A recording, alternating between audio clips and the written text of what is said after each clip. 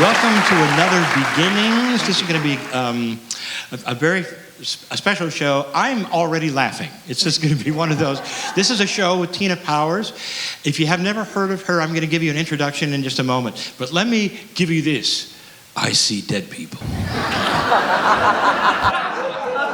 When you were little, this started, and you saw people in the room.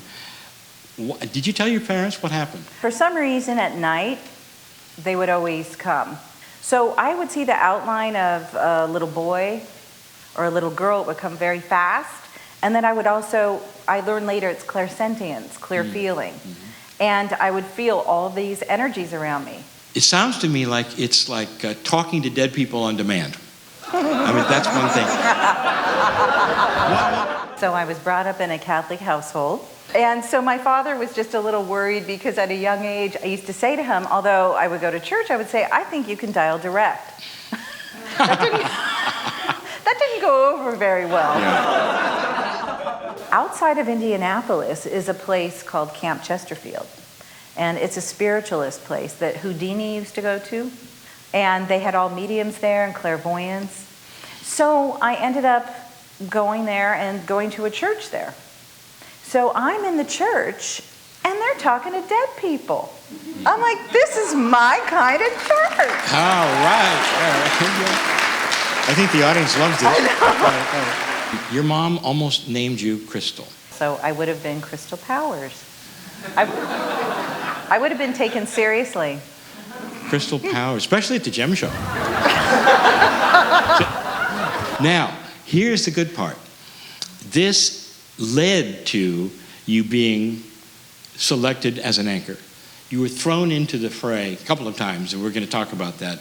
There was a drug kingpin case. Oh, yes. What about that one? What happened? Well, at that time, I was also an assignments editor, which was a really fun job. And all of a sudden, a verdict came down for this big drug kingpin. And it had been probably a year-long trial.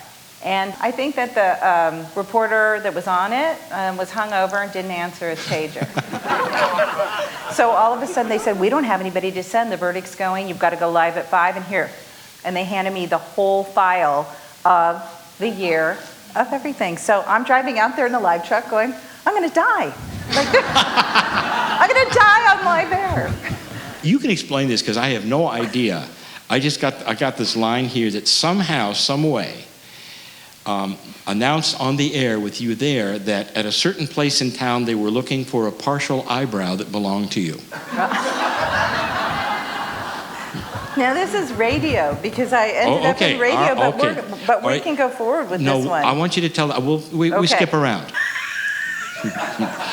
It's okay. We'll wait while you laugh. I got my eyebrows waxed. Okay. And now, is it normal you'd get your eyebrows waxed for a radio show?